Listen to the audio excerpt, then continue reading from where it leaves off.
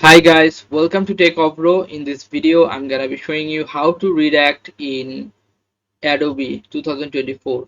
So firstly, go to Adobe first, Acrobat.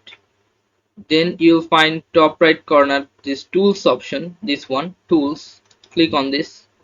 Then scroll down and then you'll find here protection and standardized. Under this option, you'll find redact.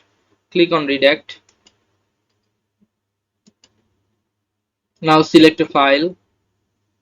You can select a file from this computer. Now if you want to redact anywhere,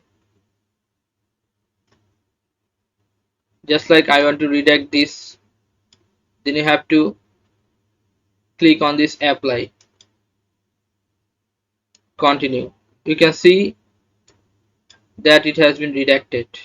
Okay, now if you want to redact this option, just all you have to just choose that option and it will be draw line like this and click on apply and then click on continue.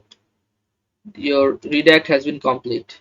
Okay guys, so this is how you can redact on Adobe Acrobat. So guys, if you find this video helpful, then please give a thumbs up and don't forget to subscribe the channel. Thank you so much for watching the video.